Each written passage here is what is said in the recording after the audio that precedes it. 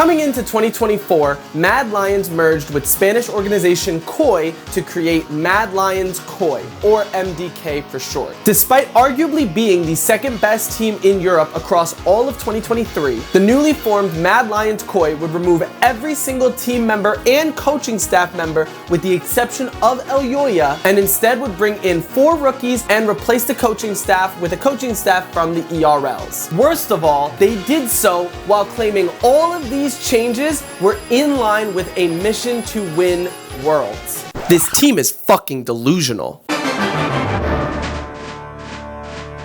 I am a huge Mad Lions and especially Elyoya fan. I was super nervous coming into this year, then I was pleasantly surprised and optimistic, and now I'm back to being super nervous again. Coming into 2024, I was super excited because this was the first time that Elyoya was a free agent since joining the LEC. Starting as early as the end of 2021, Elyoya has tried to join the likes of Fnatic and G2 every single split. But all of these motions had been stopped by Mad Lions because essentially they had the final say as he was still under contract with them, particularly as it pertained to his buyout. So with him finally being a free agent, I wanted to see him perhaps reunite with Humanoid on Fnatic or join Caps on G2. But G2 had Yike and Fnatic had Razork, and both teams were more than happy with their current junglers. There was a thought that Elyoya could sync up with Larson, who was also a free agent coming into 2024, and that either Mad Lions, Rogue, or a completely new team could build around that insane mid-jungle synergy. But ultimately, Elyoya would sign a 3-year extension with the Mad Lions. And instead of signing established talent, the newly formed Mad Lions KOI would instead sign 4 unproven rookies to the team. They even got rid of longtime coaching staff Mac and Pad, which I felt was very concerning since I attribute most of Mad Lions' success to their coaching staff. The things that Mad Lions are most known for: their rookie scouting, their rookie development, their mental fortitude and ability to do reverse sweeps. Because of all these decisions, I legitimately thought that Elyoya was settling for mediocrity, especially when you consider that KOI was purchasing part of the team. You know KOI, the team that irreversibly destroyed Rogue. After a 2023 where KOI joined with Rogue, removed Otoamne, removed and ended up not even making it to the season finals, hearing that organization was joining with Mad Lions was a massive red flag for me. However, as we all know, it turns out that Elyoya and Mad Lions were actually not settling for mediocrity, but were actually trying to build a roster that they believed in, where every single member's sole intention was to win Worlds. And I love that, and I'm down for that, and I believe in them.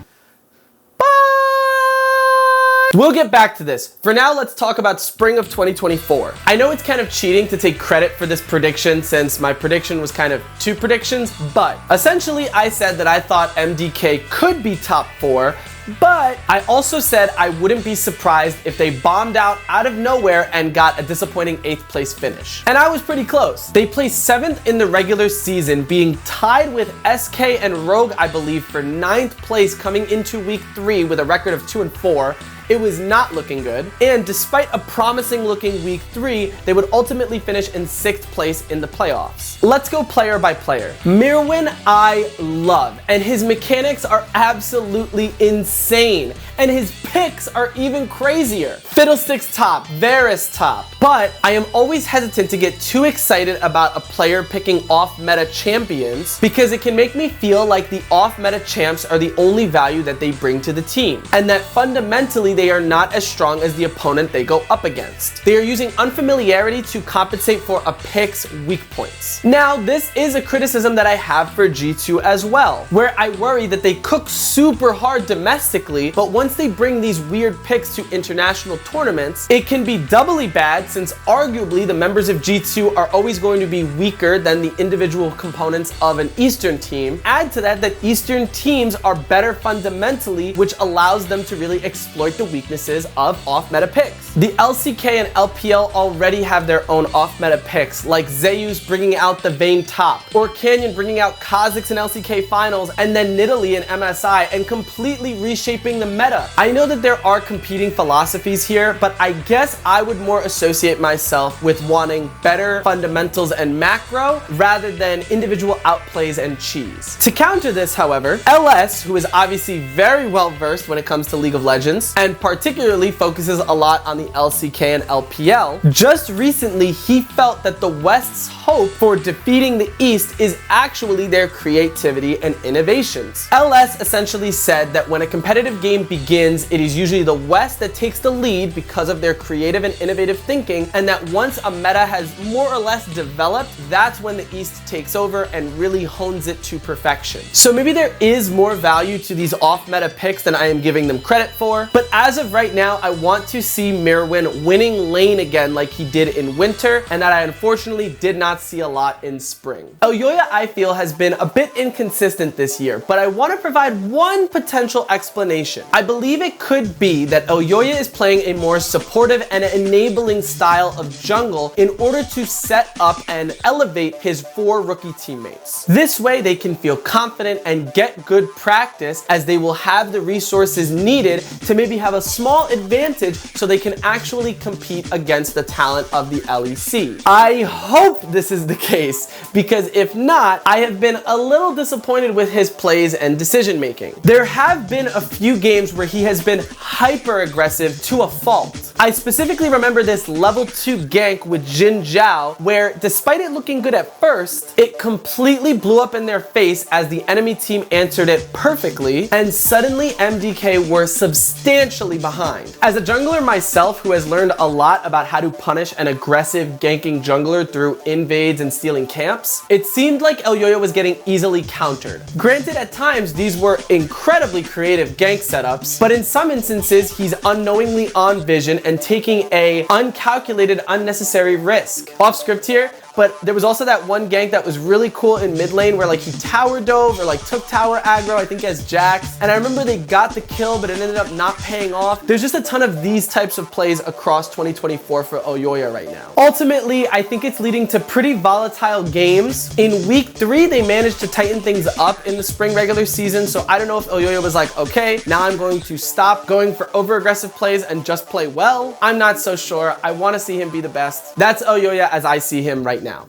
I don't mean to be such a contrarian. I think it's just natural for me that when I hear a perspective, I tend to think of the other side of things to truly test if I agree with what this person is saying. With that in mind, when it comes to Fresskowy, it seems that he gets a lot of flack and seems to be the least impressive member of MDK according to fans and analysts. But I tend to see him as super impressive. His mechanics, similar to my compliments on Mirwin, are incredibly impressive. He goes for super aggressive plays, and even in the event that he dies, he shows the ability to pull off difficult combos and techniques despite the pressure. And I think there is a lot of value in that. Now, of course, that does not overcompensate for the shortcomings in lane and other parts of macro, but I will always point to the absolutely crazy Flash, Hextech, Rocket Belt, Nico ult, where he catches the enemy on just the edge of the ult range, or the amazing Gragas flanks against Fnatic that solo won Mad Lions those games. I will always point to these moments as valuable, as the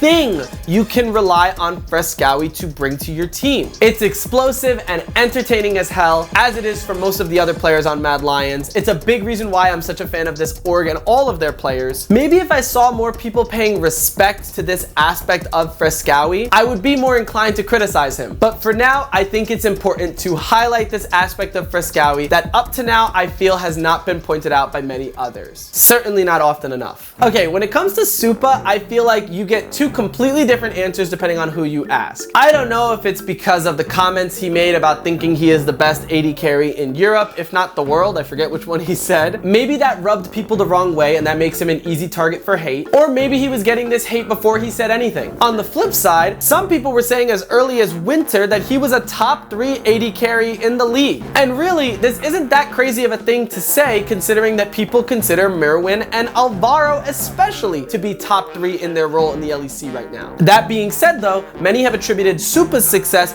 to Alvaro, saying that Alvaro is the legit one and Supa's being carried to some extent. And I unfortunately cannot provide any additional insight on this. I'm not an AD carry. AD carry is easily my worst role. I have no perspective on the role itself. I felt in spring Supa was a bit underwhelming, but for that matter, the whole team was sort of underwhelming. I will be paying extra attention to him coming into summer. I hope he shows up because I do like him. Alvaro, I can genuinely say, impressed me nearly every single game that I've ever watched of him. Not only fantastic mechanics and micro, which you can really say about all 5 members of the team, but great macro too. Similar to how some criticize Supa and say that Alvaro is carrying him, there were times in the last 2 splits where I felt Elyoya was being carried by Alvaro. Because of how Alvaro seemingly was always able to join the play that Elyoya was making, and on picks like Renata, for example, he either allows Elyoya to be aggressive or save Elyoya's over aggressive play, depending on how cynical you feel about Elyoya. Nonetheless, Alvaro is a badass.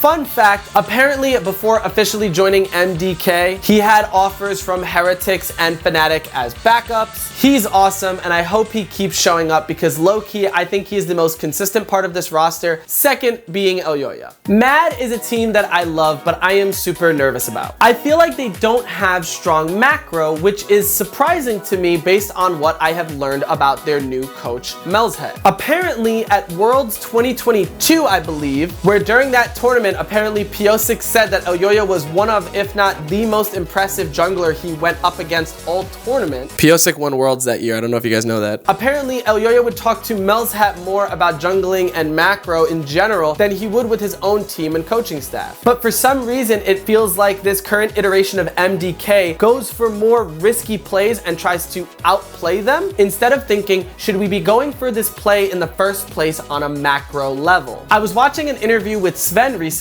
where he talked about 2018 G2 with Perks and Mithy and expressed how this approach of we can outplay this rather than should we be taking this fight in general was their approach too, and they found a lot of success with it, obviously. However, this also carried into their thinking when they reunited in 2021 on Cloud9, where Sven and Perks were still looking to outplay, where Mithy, who is now their coach, was more concerned about should we be going for this play on a macro level. Blah, blah, blah, blah, blah. This is my bias here, but I will always go for the team with better macro. I find the Mad Lions insanely entertaining and will always love to watch them fight and scrap and outplay. But as someone who wants to see them win, I wish they would pick better moments to fight and scrap and then completely outplay their opponents. Coming into this year, many thought that Mad Lions were going to be the worst team by far. And many were shocked as they continued to win and win and win until they ended up placing second in winter of 2024. It was an absolutely glorious run until you see how they really couldn't compete with G2. Cynically, the way that I see winter was that every single team, with the exception of G2, was bad. Many had went through some sort of roster change, many of which fundamentally changed how the team functions, except for G2. G2 is obviously incredible and dominant whether or not they made roster changes, but my point is, I think MDK was able to thrive because of how shaky and unstable all of the other teams were, and not necessarily because they were substantially better than the other teams. And that is why, in my opinion, come spring, as other teams began to figure things out, MDK fell behind. Frescowi, Supa, Alvaro, Melshat, and other members of the coaching staff were all brought into MDK together, and they all played on Movistar Riders all of 2023 together. Add to that Supa and Melshat already had a relationship with Elyoya well before this roster was even conceived of. Add to that Elyoya functions a lot in the same way as we see Isma functioning in the LEC, with this hyper-aggressive enabling jungling style, but obviously way better. Finally, bring in Mirwin, who is typically playing a more independent, weak side, self-sufficient playstyle, and essentially, despite having 4 rookies playing in the LEC for the first time ever, they're all playing in a familiar context. So my fear is that they have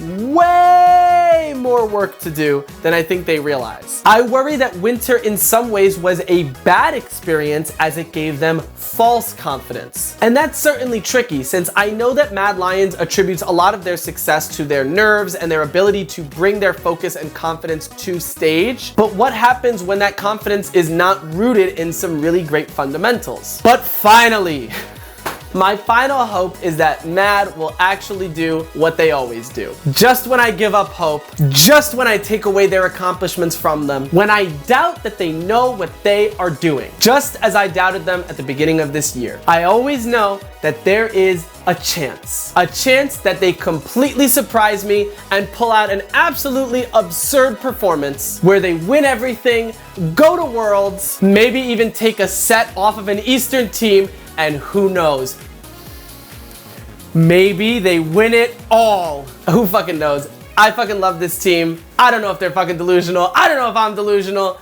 I love Mad Lions. What do you want from me? Real quick, I am filming this on Tuesday, June 11th. Of all the 15 games this weekend, I actually only watched all 3 Mad Lions games. And I want to quickly say that despite a 1-2 record, MDK really impressed me. I think they're still showing a lot of promise. I think their early game is still very strong. I do think they are still over aggressive, but what can you say? That's really Mad Lions at the end of the day. Anyway, I will elaborate on my thoughts in hopefully the next video, hopefully. But for now, they at least showed the promise that I saw in winter, and that means that I think at least they are in contention for going to Worlds this year. Also, sorry for using a clickbaity ass title, but I gotta do what I gotta do to get views, you know what I mean? Next up, thank you to my old and new patrons, RJVZZ, aka Vz, and Bob Bulaman. Thank you guys so much for both supporting me so much. RJ, thank you for those comments. I did read them and I think I replied to you. Also, thank you to our new faces, or not so new faces, Adam D, and Ruben Farley. Thank you guys so much. I don't know if I put you on left or the right.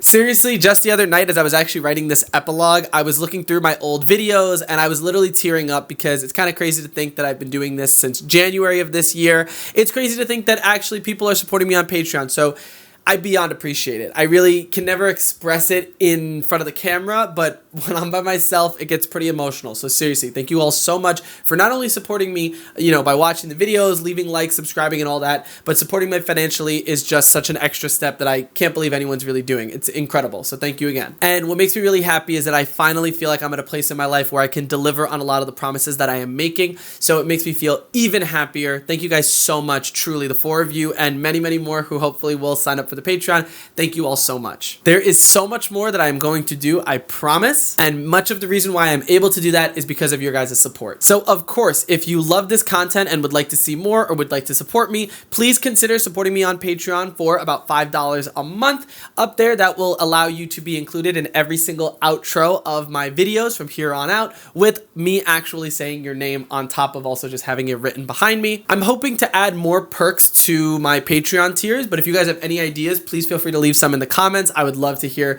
any really cool ideas that other YouTubers do or that anything you guys can think of. And finally, there is also a free tier which allows you to see community posts and just keep up with me and maybe even get in contact with me. If there is a way to DM me on Patreon, I'm more than happy to kind of respond to any questions that you guys have. If you guys want to keep up with me or see where I am in my process, as well as I'm even exploring opening up my Discord to the patrons, even if it's just a free tier, or maybe I'll have an exclusive tier with money. Again, all these things in good time. Right now, my priority is making sure I pump out really great videos for you more than anything else. And final thing, thank you so much to my big sister, Victoria. If you guys couldn't tell, the camera that I am using is literally 4K, and that is because my sister let me borrow her 4K Sony A's fucking 3i7, some bullshit like that.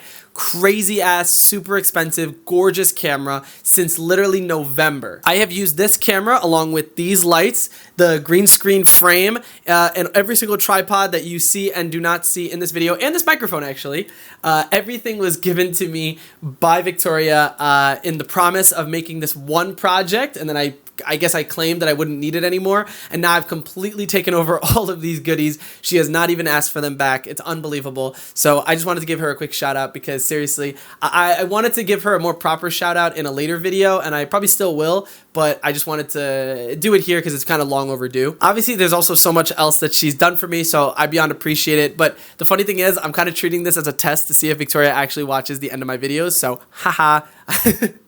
I guess I'll find out if I get a phone call from you or something. But love you guys. I will see you guys next time. Peace.